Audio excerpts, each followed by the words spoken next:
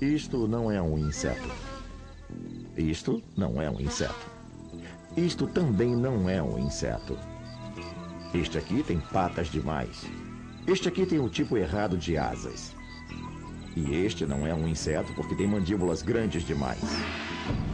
O termo inseto tem sido usado por muita gente para qualificar uma coisa ruim.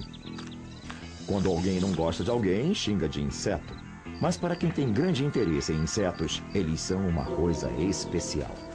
Como muitos insetos, esses seres começam a vida como ovos. E alguns desses ovos podem ser lindos, e em algumas espécies muito coloridos, e às vezes meio esquisitos e com belos formatos. Em quase todos os casos, são desovados em pequenos cachos, em geral com 20, 30 ou 40 ovos, em algum lugar na vegetação, e é muito comum haver ampla distribuição deles.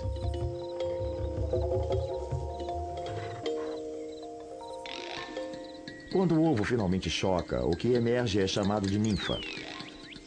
As ninfas desses bichinhos são criaturas que, de certa forma, se parecem muito com adultos.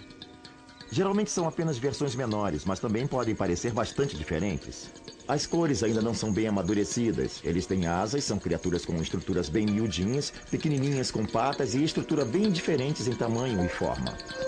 Embora todos esses bichinhos miúdos tenham certa característica em comum, o que é maravilhoso nesse grupo é a variedade de cores, formas e tamanhos, comportamentos e estilos de vida. A pura diversidade. Há várias espécies no seu jardim, todo um mundo de criaturas estranhas para se conhecer. Swing and sway is sure okay, but I'll take jitterbug any day. When I want to cut a rug, how I love that jitterbug. Jump and jive is really killing. A jitterbug is the most thrilling. I won't stop to drink a jug, 'cause I love that jitterbug. Some folks go for waltz and tango, even polka too. But if you want that bingo bango, well, only jitterbug will do. Jitter pops and jitter mamas, jitterbug in their pajamas. Jitter stomp and jitter swing, jitterbug is still the king. Assim que o clima esquenta suficientemente na primavera, todos os filhotes de aracnídeos começam imediatamente a emergir e haverá centenas deles agrupados em volta da cápsula do ovo. Vocês verão que logo começam a trabalhar. Surgirão pequenas teias em torno dessas cápsulas e, aos poucos, as aranhas tecerão outras por todo o jardim a fim de estabelecer o próprio espaço. Algumas pessoas reagem negativamente a isso. Quando veem grupamentos de talvez 200 ou 300 filhotes, pensam, nossa, quantas aranhas! Mas eu sei que quando esses pequenos se dispersam pelo seu jardim, certamente há um controle de insetos em níveis incríveis. Eles serão os salvadores do seu jardim. A teia é a estrutura central da vida da aranha. Tem que estar intacta para trabalhar bem. Por essa razão, ela reconstrói a teia todo dia para que fique perfeita. Basicamente, para construir a teia, a aranha estende uma linha de um ponto fixo que atravessa um espaço aberto até outro ponto fixo. Depois vai e volta sobre essa linha, que se chama fio-guia, reforçando-a para ter uma base sólida de onde começar o trabalho. Depois disso, a construção se dará de forma padronizada, das pontas para o centro. Essas linhas de seda não são fundamentalmente pegajosas. Essas são as linhas radiais sobre as quais a aranha andará para se locomover pela teia. Os fios se encontram num ponto central, que é bastante reforçado.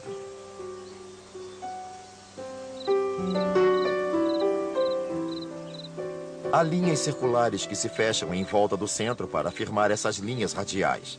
Essas linhas circulares é que, na verdade, são pegajosas. Isso dá à aranha a habilidade de se mover facilmente pela teia, andando pelas linhas radiais, mas evitando as perigosas linhas circulares. As aranhas não estão livres de se prender na própria teia. Elas não estão menos sujeitas do que qualquer outra criatura, mas são muito precisas em seus movimentos para não virarem suas próprias vítimas. Jamais saem das linhas radiais.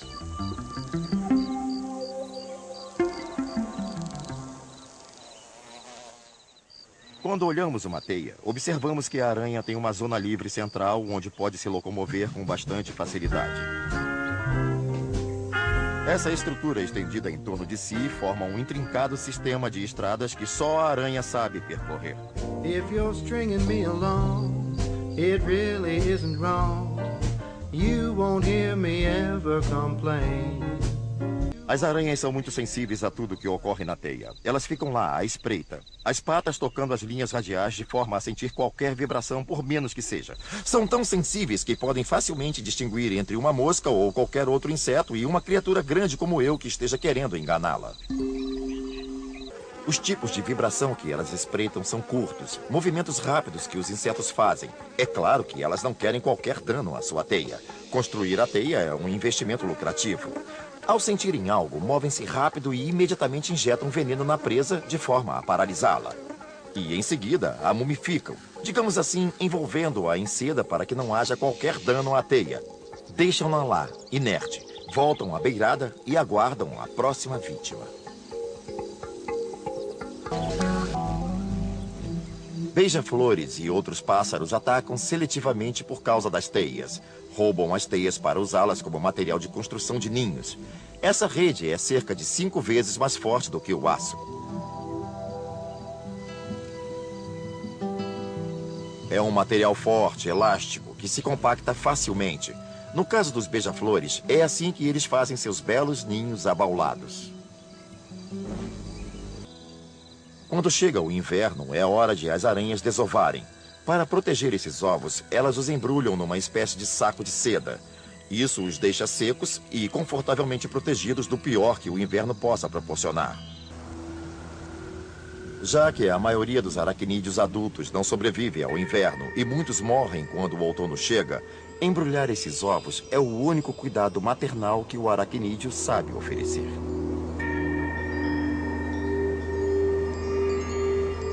Qualquer coisa que se mova pode ser uma presa. E uma das melhores defesas para essas criaturas é permanecer absolutamente imóvel. Se não se moverem, os predadores não as localizarão. Por isso, esses aracnídeos podem nem saber que eles estão ali. Mas se tiverem um pequeno deslize e mexerem uma pata, pode ser fim de jogo. Se você pensar bem, o jardim é um mundo em miniatura onde ocorrem diferentes tipos de atividades. O topo das hastes das plantas funciona como uma espécie de dossel, mas provavelmente uma das mais interessantes áreas fica bem na superfície do solo, onde existe um outro mundo. Por entre a folhagem espalhada, palpita vida intensa.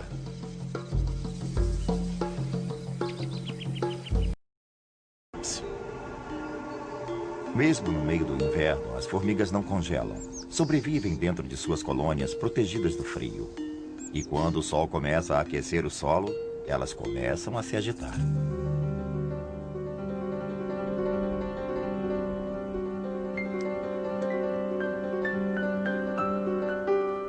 Pode estar chovendo, no auge do mau tempo, mas na colônia as formigas carpinteiras estão seguras e secas. Elas são capazes de construir estruturas labirínticas que lhes ofereçam um mundo distante das intempéries que os outros são forçados a enfrentar.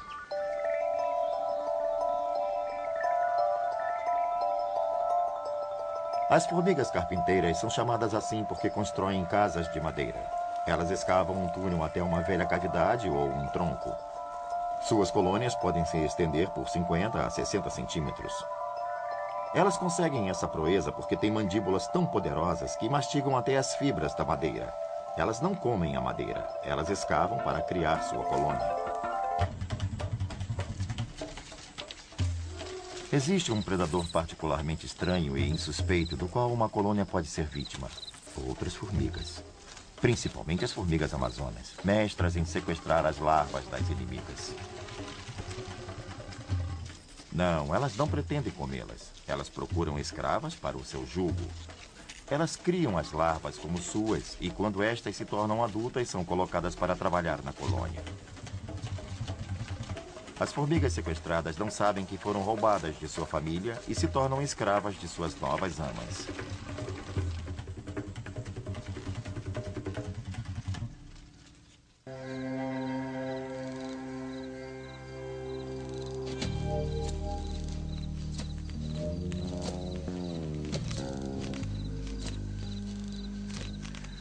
Nem tudo que as formigas fazem é apreciado pelos jardineiros. Um dos mais temidos tipos que surgem no jardim é a formiga corta-folhas.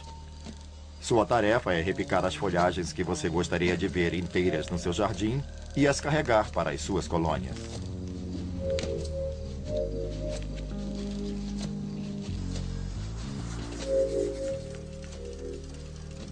Quase não se pode culpá-las por esse trabalho, porque apenas fazem o mesmo que os jardineiros. Constroem seus próprios jardins, só que abaixo da superfície. Elas arrastam os pedaços de folha para a sua colônia e as depositam em câmaras que são jardins especiais para cultivo de fungos. Elas não comem essas folhas. Elas usam essas folhas como base onde crescerão fungos, porque o que elas comem são os fungos. E para fazer grandes jardins, precisam de muitas folhas.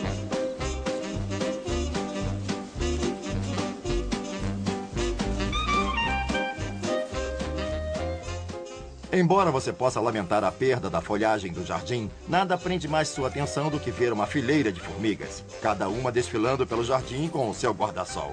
Parecem senhoras num passeio ao ar livre. De muitas formas, as formigas se parecem conosco. Elas são fazendeiras, cultivam jardins de fungos.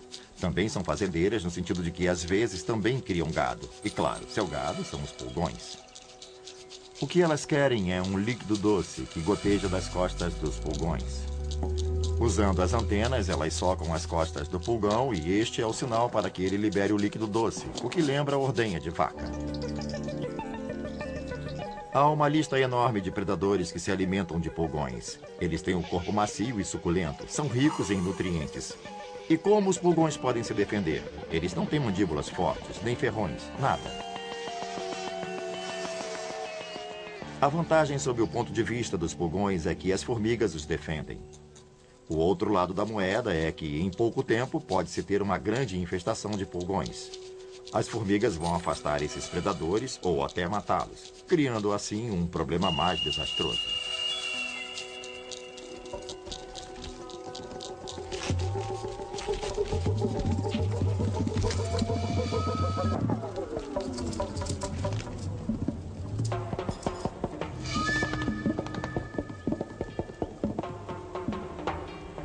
Um dos predadores de pulgões mais conhecidos é a joaninha. Elas são de fato excelentes predadores. Têm estrutura de um tanque.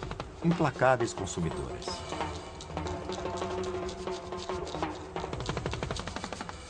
Mas as formigas são persistentes ao proteger os pulgões e formam um grupo numeroso para proteger seu rebanho.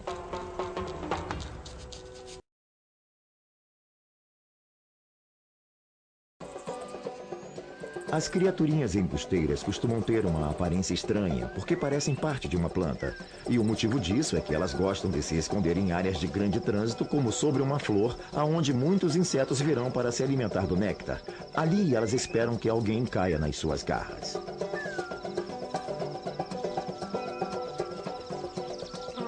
Nem sempre conseguem o que querem, claro, e há sempre o risco de que, enquanto estão ocupados espreitando sobre uma flor, alguém também esteja espreitando atrás deles. Mas, na verdade, eles sempre têm um truque sob a manga. Esses embusteiros, como diversas outras espécies, lançam um terrível spray tóxico e faz ao atacante uma surpresa bem desagradável.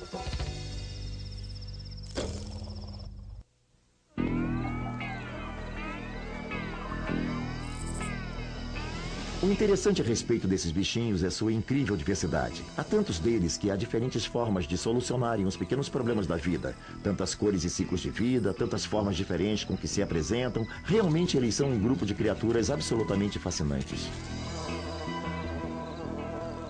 É isso que atrai para o seu jardim uma coisa maravilhosa. Se você olhar bem de perto, há uma boa chance de encontrar um outro bichinho miúdo, uma outra criatura fascinante sobre quem aprender.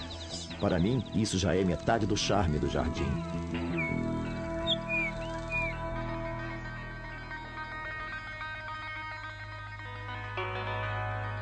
Há mais de 80 mil diferentes espécies de percevejos, e algo em torno de 8 a 10% de todas as espécies de insetos são desse tipo. Eles possuem diferentes incríveis formas e funções e ocupam quase todo tipo imaginável de nichos terrestres e aquáticos. Eles têm uma enorme coleção de cores, vários formatos estranhos de corpo, comportamentos esquisitos, métodos interessantes de defesa e de dispersão, podem representar muitos papéis diferentes no jardim e são quase universalmente distribuídos pelo mundo. Eles são um grupo muito bem sucedido.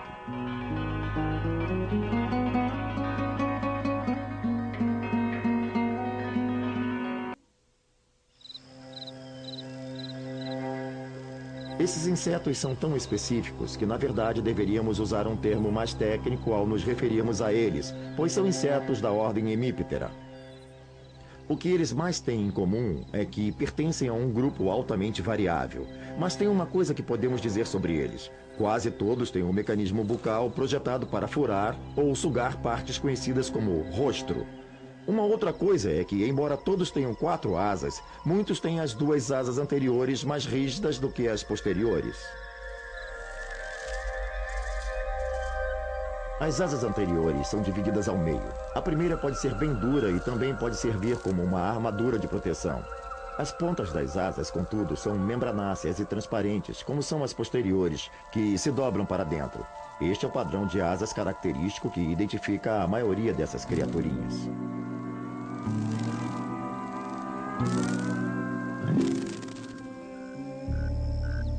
Se você os comparar, por exemplo, com um besouro, verá um sistema diferente, em que as asas dianteiras são bastante rígidas, quase como placas de metal. Não são suficientemente membranosas para que batam como as outras. Ao invés disso, elas formam uma estrutura rígida que pode ser usada para pairar e como elemento direcional.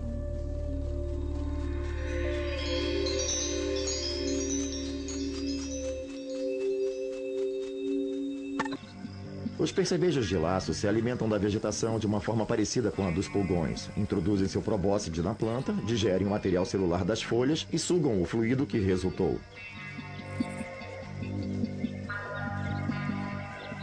O que é interessante no caso dos percevejos de laço é que eles mostram um comportamento maternal. Você vai poder observar que as fêmeas cuidam da cria, tomam conta, protegem, indicam a ela o melhor lugar onde se alimentar e esse tipo de coisas. Mas a hora em que são mais absolutamente eficientes é quando defendem os filhotes contra algum predador. Se a fêmea do percevejo de laço, acompanhada de um grupo de filhotes, se depara com o perigo de uma larva de formiga-leão faminta, ela tem que reunir os filhotes como um pastor faz com seu rebanho, deixando todos juntos e indo na mesma direção, afastando-os do predador e dirigindo-os para um território mais seguro. As ninfas de percevejo de laço são totalmente indefesas e, claro, há um grande grupo que é sempre ameaçado por um predador. Se uma larva de formiga-leão puder fazer o que quiser, ela vai abrir caminho comendo-as como uma máquina de ceifar. Portanto, se uma fêmea puder reunir sua cria e levá-la dali em segurança, vai salvar muitos filhotes da morte certa.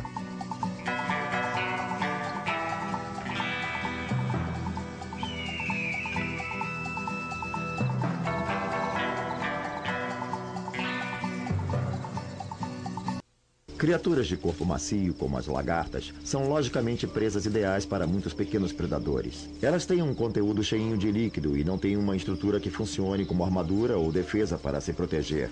Então, quando um percevejo predador introduz as partes da sua boca numa lagarta, faz furos com facilidade.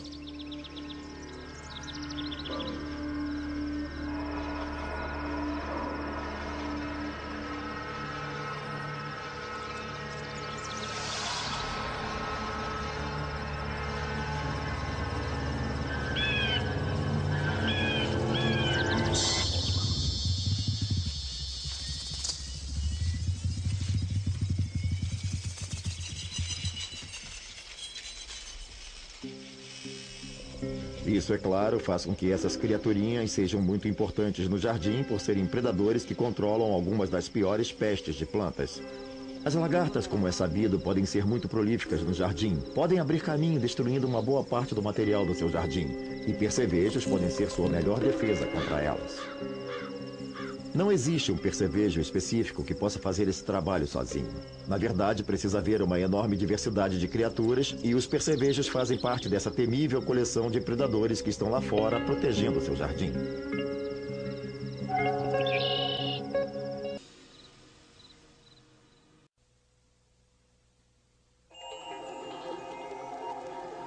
Todos os anos, milhões de abelhas cruzam o céu à procura de um novo lar. Surpreendentemente, elas abandonam a proteção e segurança da sua colônia sem ter a menor ideia para onde estão indo. Apenas sabem que está na hora de enxamear. Na primavera, as abelhas são as primeiras criaturas a surgirem em cena. Isso porque sua colônia sobrevive anos e anos. Quando o tempo começa a esquentar, milhares, na verdade milhões de abelhas adultas abandonam suas colmeias, ansiosas para começar a trabalhar. As abelhas fazem a parte mais difícil da polinização, logo no início da estação. Isso significa que as coisas que afloram mais cedo, como macieiras e outras árvores frutíferas, terão com certeza polinizadores, porque um grande número de abelhas sobreviveu ao inverno e já estão todas prontas para deixar a colmeia e cumprir sua tarefa quase instantaneamente. Se você quiser produzir frutas, vai precisar muito das abelhas para fazerem um serviço, principalmente se por acaso tiver um pomar. Isso demanda um esforço imenso por parte das abelhas. E é claro que as abelhas são perfeitamente adaptadas a este trabalho. Tudo nelas é projetado para um único propósito: encontrar e explorar plantas florescentes. A maioria das pessoas sabe que os cães possuem um olfato apurado, mas de uma certa forma o olfato das abelhas é ainda melhor. Aliás, ele é tão bom que os militares americanos estão fazendo testes para ver se podem ser usadas para detectar explosivos e minas terrestres. É tão aguçada essa habilidade de detectar odores que na primavera elas podem rastrear um pomar a quilômetros de distância. Boa parte do sentido do olfato está associada à antena, para ser exato na parte posterior dela, mais próxima à cabeça. É aí que elas têm muitos receptores químicos. Elas também possuem o sentido do paladar. Como olfato e paladar são sentidos interligados, elas têm receptores na língua e, da mesma forma, elas podem ter receptores químicos no corpo todo, mas a maior parte está mesmo na antena. O sentido do olfato nas abelhas é todo voltado para aquilo que seja do seu interesse. Acontece que as flores que atraem as abelhas são geralmente as que nós também achamos atraentes. Possuem fragrâncias que indicam que ali pode estar uma boa fonte de néctar. Mas a acuidade olfativa das abelhas não se limita às flores. As abelhas possuem receptores específicos que as ajudam a pegar presas na água, que capturam sofregamente com sua língua em forma de canudo e levam para a colmeia. As abelhas possuem uma ligação muito forte com os seres humanos, pois damos a elas um lar perfeito. Construímos colmeias retangulares em seções e ainda fornecemos a base para que construam seus favos de mel, as molduras. Costumamos pensar em abelhas como criaturas domésticas, mas nem sempre é o caso. As abelhas vivem num ambiente natural há milhões de anos e a cada ano centenas de colônias retornam para a natureza. A vida das operárias muda à medida que ficam mais velhas. Logo após a transformação, sua obrigação é ficar em casa fazendo as tarefas domésticas. À medida que crescem, vão assumindo mais responsabilidades. Não existe uma autoridade central definindo quem faz o que, dizendo você faz isso, você faz aquilo. Cada operária simplesmente faz o que tem de fazer naquele estágio da vida. Quando a operária já é adulta, ganha funções externas. Então, ela começa a sair da colmeia e a vivenciar um mundo novo.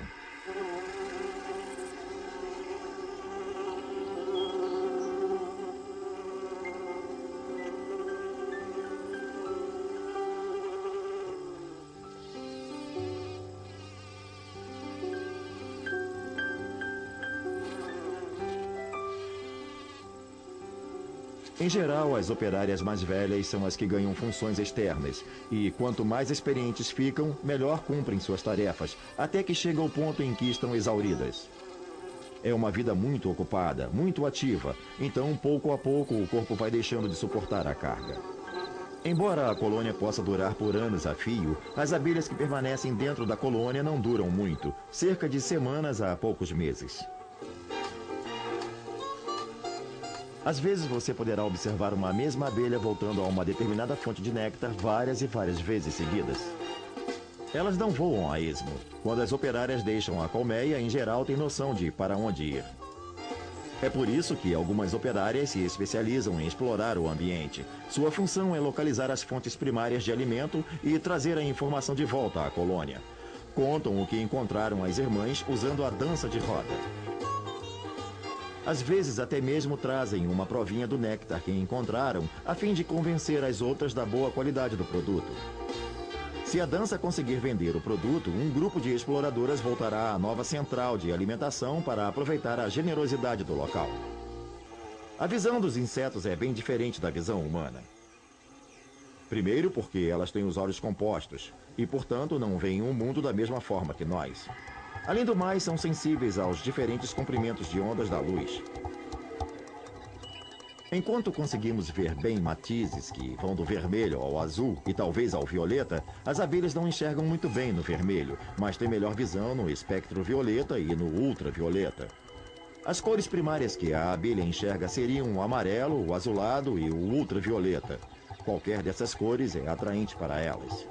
Mas o ultravioleta é invisível para nós. Assim, o que para nós parece ser uma flor branca, por exemplo, pode não ser uma flor branca, pode ter outra cor para uma abelha. Às vezes também verão padrões que vão chamar a atenção para a flor, indicando que é uma grande fonte de néctar. Os padrões ultravioletas são invisíveis para nós, mas são perfeitamente visíveis para as abelhas. Claro que isso é um meio das flores atraírem as abelhas para si. Do ponto de vista da flor, isso é garantia de polinização. Do ponto de vista da abelha, sinaliza onde está o alimento. Uma colônia de abelhas é realmente um obstáculo temível para qualquer predador que queira comer as abelhas, ou seu mel, ou ainda seu pólen. Todos esses ferrões coletivamente podem ser demais para encarar. Muitos poucos animais terão essa coragem, mas a ameaça de um ferrão nem sempre é suficiente. Todas as vezes que as abelhas esvoaçam pelo jardim, passam pelo caminho de alguns personagens terríveis, alguns dos quais ficam bastante contentes de se arriscar ao veneno de uma pequena abelha em troca de uma boa refeição.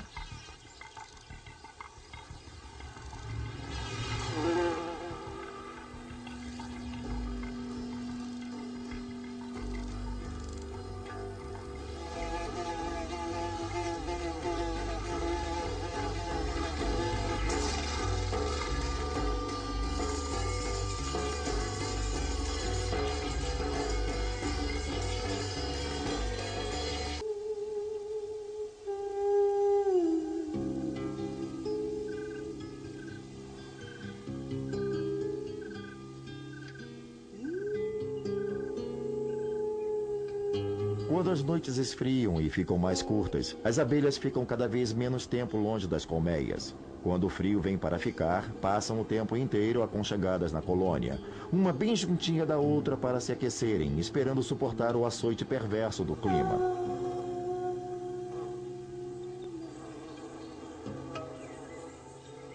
O inverno é uma estação difícil para a colônia de abelhas, porque não há como buscar néctar. Elas não podem sair. Assim que colocam as asas fora da colmeia, morrem. Elas conservam a temperatura no interior da colônia, vibrando os músculos do corpo. Isso evita que a colmeia congele, mas toda essa atividade consome muita energia, uma coisa que as abelhas não têm muito no inverno.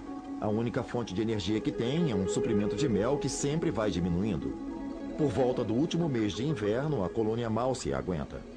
Muitas operárias já morreram, mas a colônia como um todo sobrevive para que na primavera as operárias possam mais uma vez tomar os céus.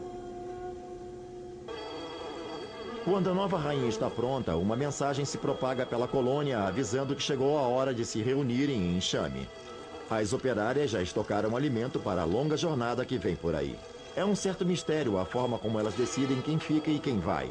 Mas quando chega a hora, um grande enxame com a rainha à frente toma os céus para procurar uma nova casa. Inacreditavelmente, elas abandonam a segurança e o conforto da colônia existente sem ter a menor ideia aonde irão parar. Elas só sabem que chegou a hora de fundar uma colônia. Os detalhes são planejados pelo caminho. Uma vez bem longe da velha colmeia, o enxame pousa para se reagrupar e determinar o resto do plano.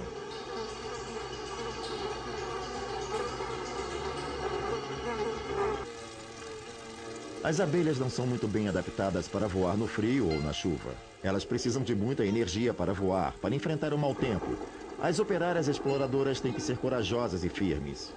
Na verdade, a sobrevivência da colônia depende do sucesso delas, e por isso continuarão procurando enquanto puderem.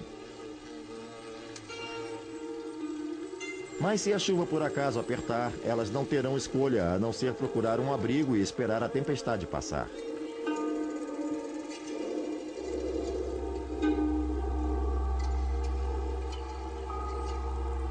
Lá no enxame, as operárias estão cuidando da rainha, aconchegadas para se aquecer, esperando pacientemente a tempestade passar e as colegas retornarem com novidades. O único suprimento que têm é o alimento que conseguiram trazer. Com o passar do tempo, o suprimento começa a acabar e as abelhas ficam cada vez mais exaustas. Depois de uma viagem que pode levar a qualquer lugar e levar horas ou dias, milhares de abelhas chegam ao seu novo lar.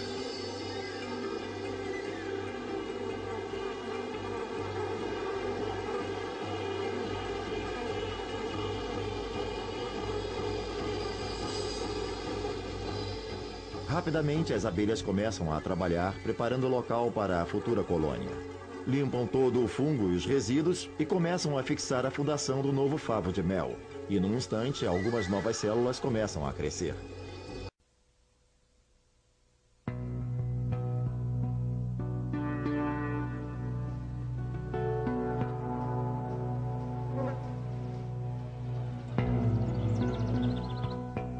Flores e borboletas são coloridas pelo mesmo motivo: reprodução.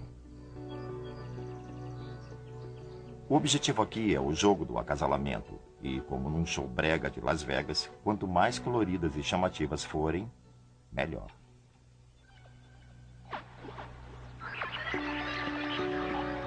As flores usam suas fragrâncias e cores fortes para atrair seus polinizadores, assim como as borboletas atraem seus pares.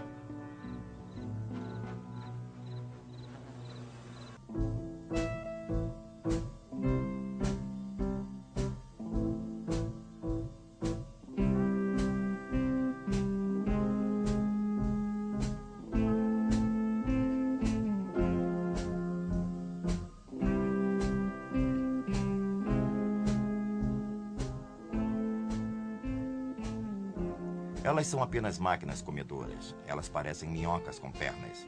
Mas as lagartas são o estágio juvenil das borboletas, que é o estágio no qual sua função é acumular nutrientes para, no final, se transformarem em adultas aladas. Elas têm apetite voraz e sua única motivação é comer, comer e comer cada vez mais.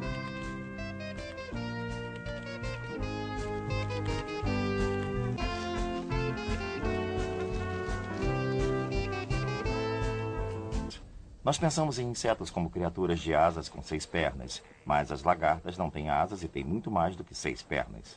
Elas têm 3 pares na frente do corpo e ainda mais atrás, no abdômen, mais 5 pares, chamados propernas.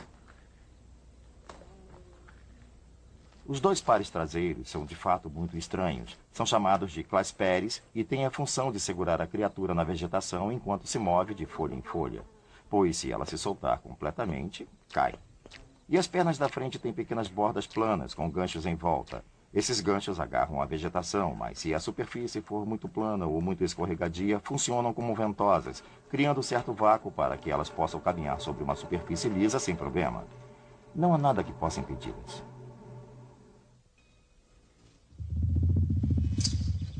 A passiflora contém substâncias tóxicas, alcaloides e glicosídeos, o que a protege de ser devorada. Mas diversos tipos de lagartas não apenas se alimentam da planta, como também tiram vantagem de suas defesas para se proteger. Ao devorar uma planta, elas acumulam algumas substâncias químicas em seus tecidos e se tornam venenosas. Contudo, não é suficiente serem apenas tóxicas. É importante anunciar e, para isso, desenvolvem cores vivas que atuam como uma advertência dizendo: fique longe, o sabor é ruim. Predadores famintos ignoram este sinal de perigo.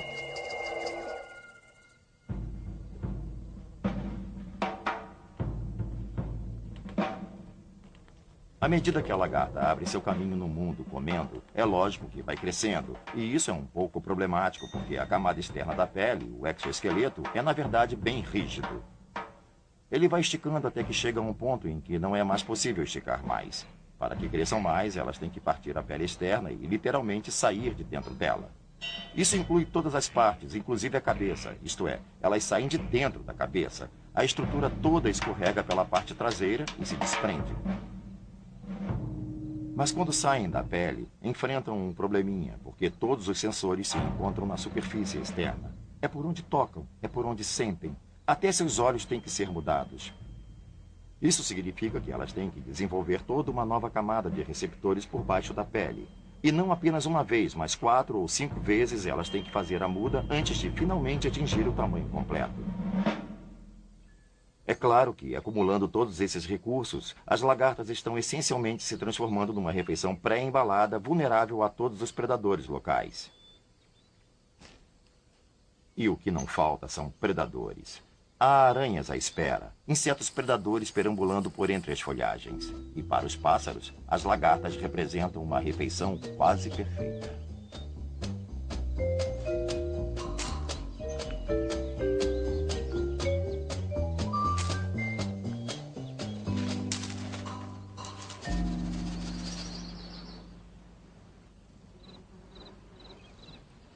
As lagartas, contudo, não são indefesas. Muitas são cobertas por um revestimento espesso de pelos eriçados que fazem com que sejam indigestas. E, às vezes, elas têm até substâncias tóxicas que transformam esses pelos em urticantes.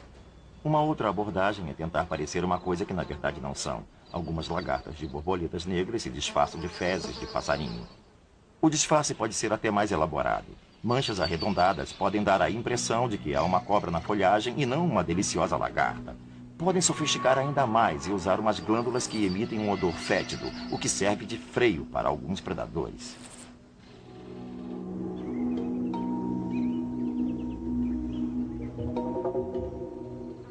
No início do verão, aquelas que conseguiram afugentar os predadores e se alimentaram para prosperar suficientemente, podem mudar a pele uma última vez e entrar no estágio de pupa ou crisálida. A lagarta se pendura de cabeça para baixo e inicia uma série de contorcionismos, se retorcendo e se espremendo até sair da pele velha e revelar uma nova superfície ao mundo.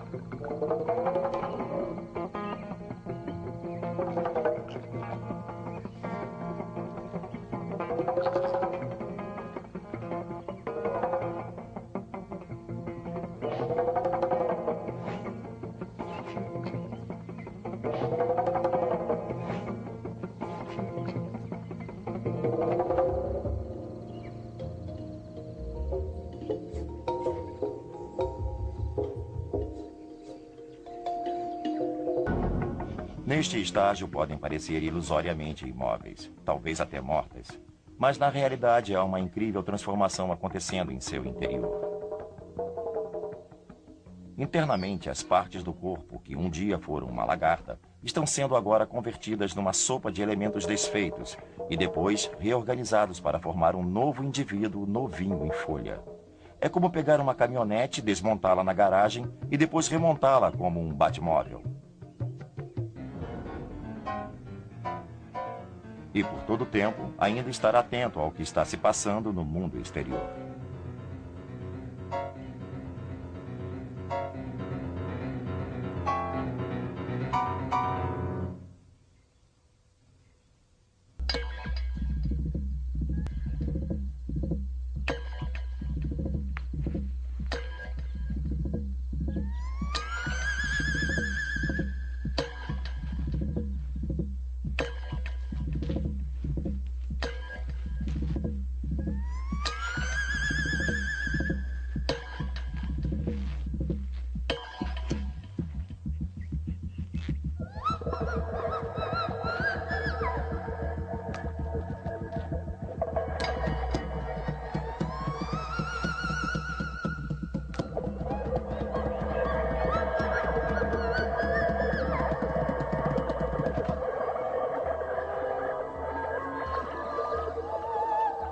Finalmente adulta, emerge da crisálida em sua nova forma, com 6 pernas e com asas. Ainda está um pouco úmida e um pouco enrugada, por isso precisa perder um tempo se secando antes de começar a voar. Mas está basicamente preparada para assumir sua nova missão na vida: reprodução.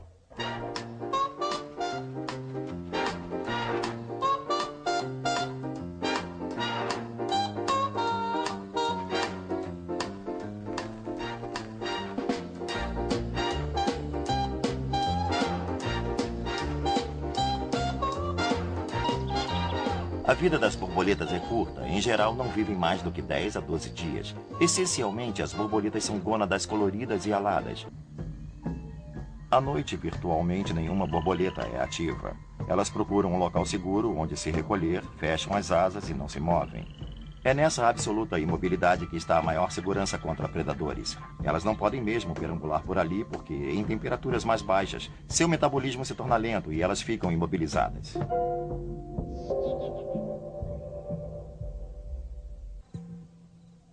Quando uma borboleta pousa sobre uma flor, uma das primeiras providências a tomar é prová-la, para ter certeza de que ali há néctar. Ela basicamente estende as patas frontais em direção à flor, porque seus receptores gustativos ficam nas patas dianteiras. Se o sabor confirmar, ela aciona seu canudinho, o probóscide, para sugar o doce néctar. O probóscide é um mecanismo bem interessante. É um tubo oco circundado por 2 canos cheios de líquido que desenrola devido à pressão que vem de dentro desses sacos de líquido. Durante a vida, a borboleta vai refazer esse processo de enrolar e desenrolar mais de 100.000 vezes, o que requer o uso de material extremamente durável, o que até hoje nenhum engenheiro humano conseguiu copiar.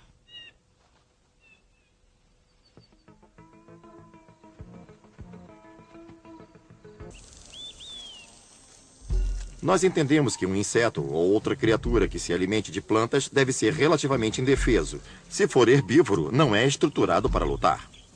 Em algumas ocasiões, eles se protegem de criaturas que querem comê-los, se misturando ao ambiente. Às vezes, o que você vê é um monte de criaturas imitando elementos comuns do seu ambiente. E muitas vezes, são as plantas as imitadas. Muitos besouros do espinho acabam realmente parecendo espinhos. Os besouros do espinho já têm uma espécie de corcova característica, mas quando se organizam um pouco mais e atingem o máximo de alerta, acabam parecendo mesmo um espinho. Quando você vê uma pequena colônia deles sobre um ramo, vai pensar que está olhando uma haste de rosa ou uma ramada espinhosa. Apenas quando eles se movem é que você descobre que não são espinhos.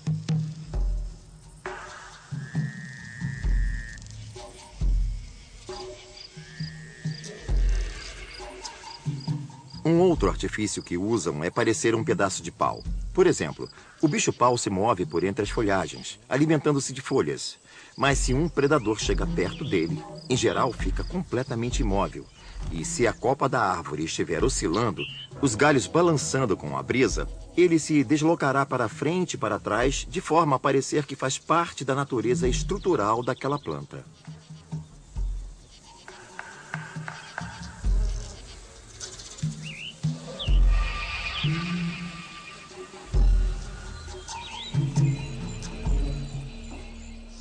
Poucas lagartas têm algo parecido. Elas caminham pela vegetação e têm uma aparência pouco confundível com galhos. Mas quando você mexe nelas, costumam ficar imóveis. Se a solução for ficar parada no lugar, então é isso que elas fazem. Não existe somente a camuflagem pela cor. Existe também a camuflagem pela postura.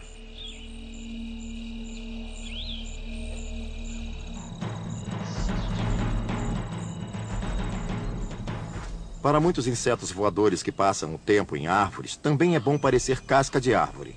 Aliás, grande número de mariposas tem a parte inferior das asas coloridas. E quando as fecham ao descansar, vemos uma estampa malhada de verde e marrom e talvez algumas riscas prateadas aqui e ali que as fazem parecer sulcos do caule. Elas podem virtualmente desaparecer. Elas pousam, fecham as asas e você não as vê mais. Isso significa que o mundo é cheio de fraudes. E o mimetismo, nesse artifício de fingir ser alguma coisa que não se é muito mais comum do que as pessoas imaginam. You'll find the answers that you see if you have faith in make-believe. A daydream carries you away,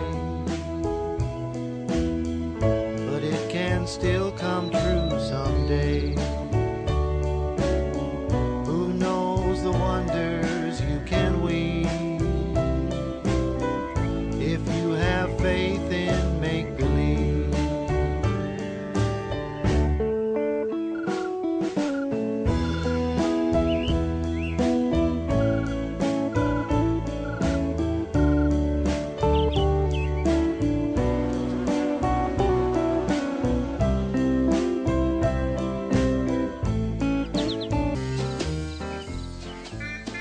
Mimetismo é o que os insetos usam para parecer o que não são. Há muitas razões para se fingir ser uma outra coisa. Muitas criaturas, por exemplo, tentam tirar proveito da proteção que lhes dá para parecer algo mais perigoso do que são. Existem moscas, por exemplo, que parecem vespas ou abelhas. É bom parecer com elas porque têm ferrões. E moscas não. Para imitar uma abelha, é preciso ter uma cintura mais larga, talvez um corpo com pelugem e o jeito típico de se mover da abelha.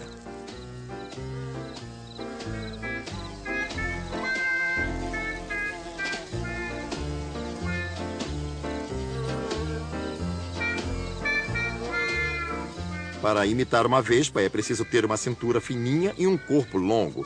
Isso pode oferecer proteção contra predadores visuais que não querem atacar um inseto que poderá ferroá-los.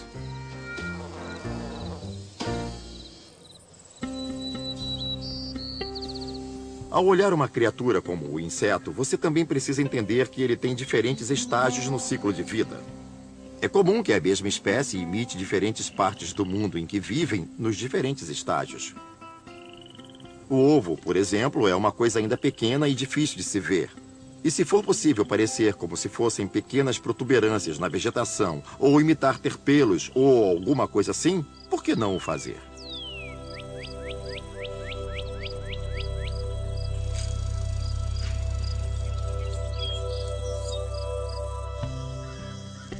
Um estágio em que as criaturas não querem chamar a atenção para si é o de pupa. Antes de emergir, quando estão na crisálida ou no casulo, geralmente não são capazes de se defender. Elas sabem voar, mas não sabem andar. Mal conseguem se mover. É nessa fase que são realmente muito vulneráveis. Então, se uma criatura puder parecer uma folha morta ou um resíduo no chão do jardim, uma coisa que o predador não olharia duas vezes, ela tem muito mais chances de sobreviver. Elementos comuns do meio ambiente nem sempre são só folhas e galhos. Fezes também são habituais de uma forma ou de outra no seu jardim. Algumas criaturas desenvolveram um formato semelhante a excremento de aves, de maneira a parecer menos saborosos aos predadores em potencial. No momento, a criatura está se movendo, quando sem querer chama a atenção do predador. Quando este chega perto, deixando clara sua presença, a criatura estanca e ele pensa: eca, aí vai embora. Depois, quando a área estiver limpa, o imitador vai embora também. Quando pegamos uma criatura e a isolamos, olhamos e pensamos: como pode sua coloração ser utilizada como camuflagem? Como é possível não ser vista? Mas se a pusermos diante de um fundo de diferentes texturas e formas de folhas, principalmente quando essas folhas se movem, de repente essa coloração funciona perfeitamente. A luz costuma dar à vegetação variedades diferentes de estampas, e esta tem um jeito específico de crescer.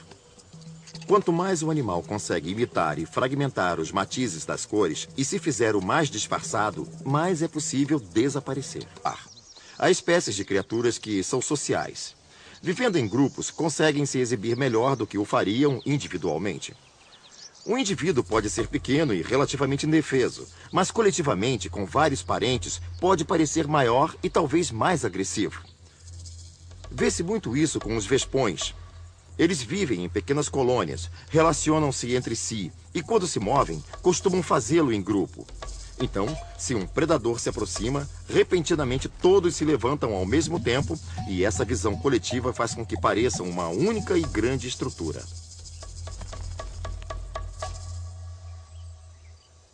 Dizem que imitação é a forma mais sincera de lisonjeio. Mas quando se trata de mimetismo no jardim, algumas criaturas não se satisfazem em imitar a aparência ou o som de outras. Querem ter o mesmo cheiro. Por exemplo, muitas orquídeas produzem perfumes poderosos com a intenção de atrair possíveis polinizadores. Mas para dar certo, tem que recender de forma a que polinizadores se interessem.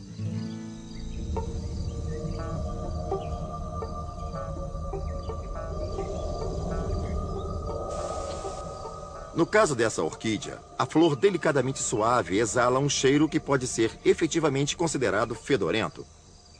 Ela libera um cheiro forte que lembra a carne podre. Aí você vai pensar: eca, quem ficaria atraído por isso? Moscas, ora. As zeladoras do jardim são comedoras de carniça, devoram carne morta. Então, para elas, coisas mortas são um maná dos deuses.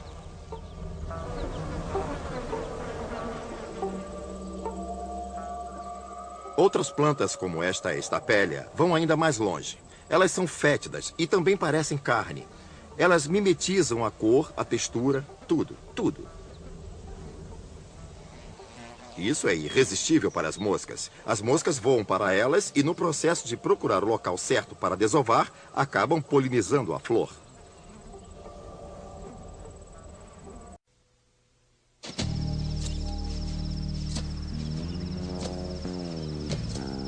Muita gente acha que, se viu uma mosca, já viu todas.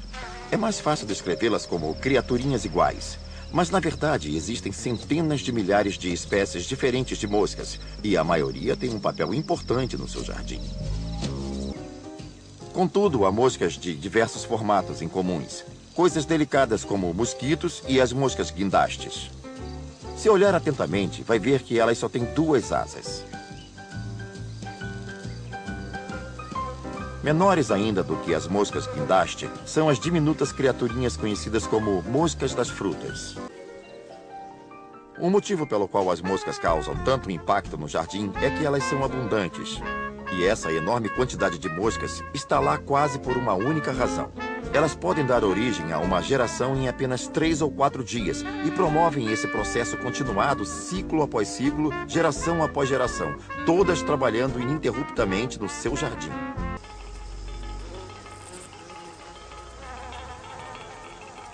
As moscas salteadoras, na verdade, são uma espécie que pode até se alimentar de outras moscas. São tão rápidas e fazem tantas manobras que conseguem agarrar outras moscas no ar. Guloseimas bem razoáveis. Aliás, conseguem agarrar quase todos os insetos. Não são seletivas. Se podem comer, abocanham.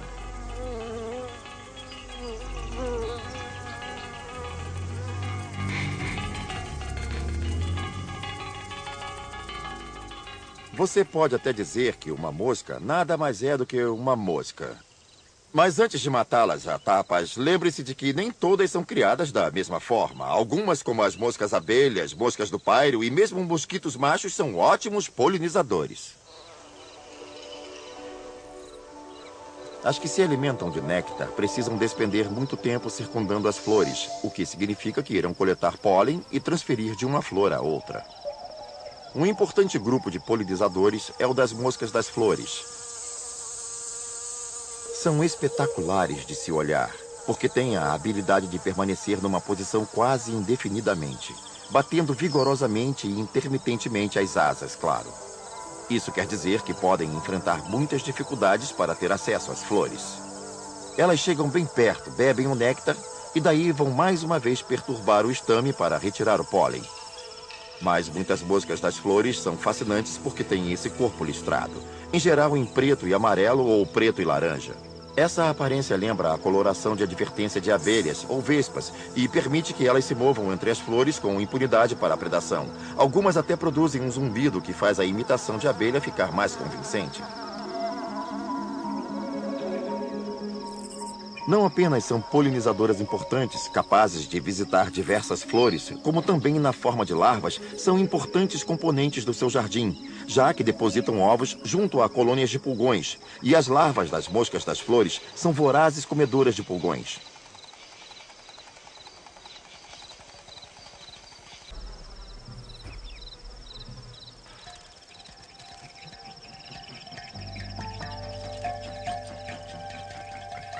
Moscas e larvas de moscas vivem nos lugares mais estranhos, em montes de estercos, fezes de cachorro e até embaixo d'água.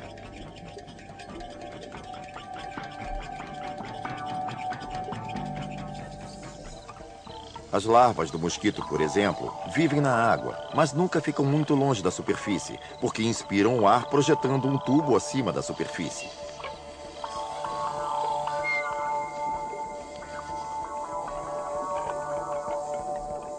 Para se alimentar, elas emergem e apreendem micro-organismos, enquanto tentam evitar que elas próprias virem comida. Isso perdura por 3 ou 4 dias quando elas finalmente emergem.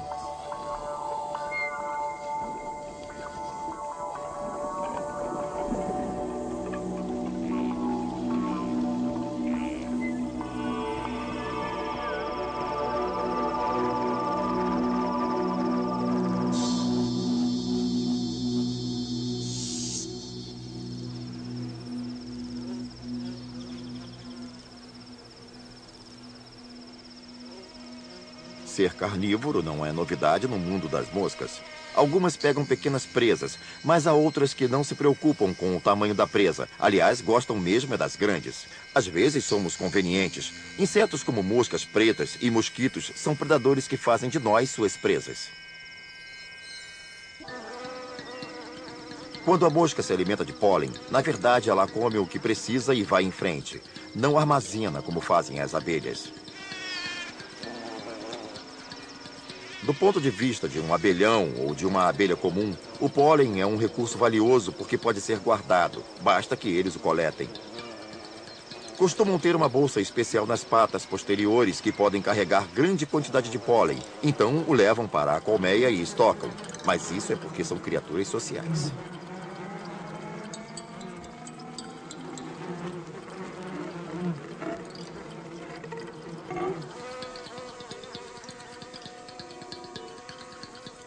Moscas, contudo, são bastante solitárias. Não há indícios de ordem social no universo delas. Quando uma mosca come pólen, está cuidando de se nutrir apropriadamente para que, ao desovar, o ovo tenha o máximo de nutrientes necessários ao seu desenvolvimento. As verdadeiras moscas não planam, elas nunca planam.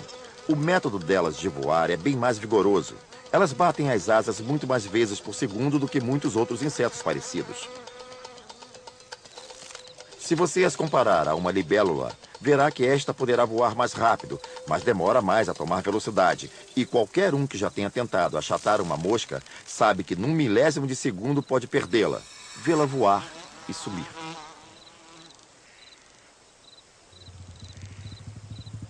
Ao olhar para uma mosca, você vê uma criatura extremamente sensível ao que se passa em torno de si. Elas precisam encontrar, claro, outra para acasalar.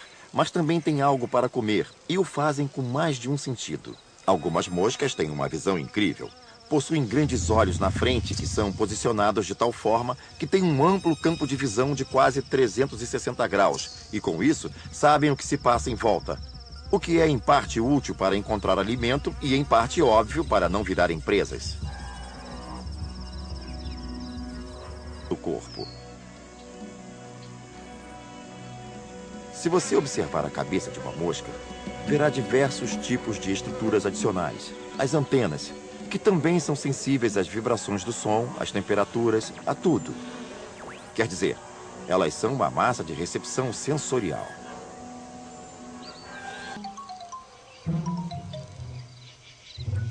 Ao contrário do que muita gente possa pensar, os insetos são um grupo bastante perspicaz. As moscas despendem uma boa parte do dia se alisando e se limpando. Nunca se sabe se alguém vai chegar com uma câmera. As moscas precisam manter seu aparato sensorial bem limpo, e isso inclui os olhos. Elas não têm olhos úmidos como as aves e os mamíferos, portanto, não têm pálpebras para fechar e umedecê-los. Então, precisam usar os pelinhos finos da ponta das patas para limpar a superfície ocular.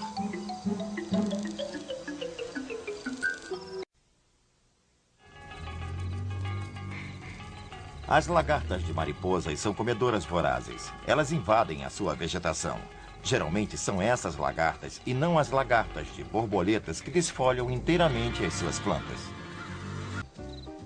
As lagartas de mariposas têm diversos aspectos e formas. Muitas têm o corpo bem cabeludo, coberto de pequenos pelos ou espinhos em toda a sua extensão.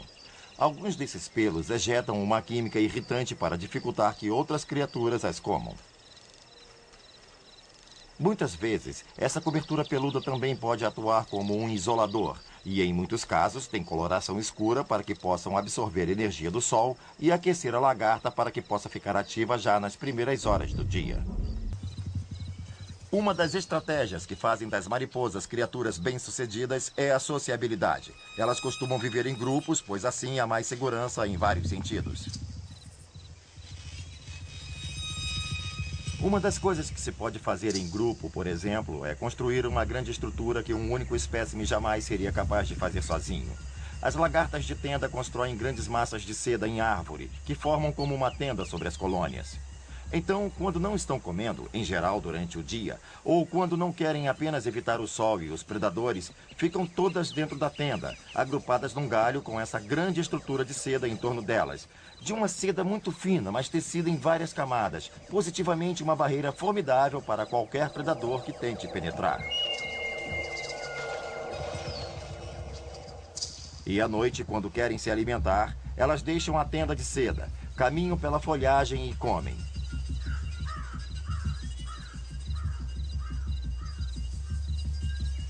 No final da estação, se você encontrar uma dessas tendas, vai observar que há um volume de material escuro dentro.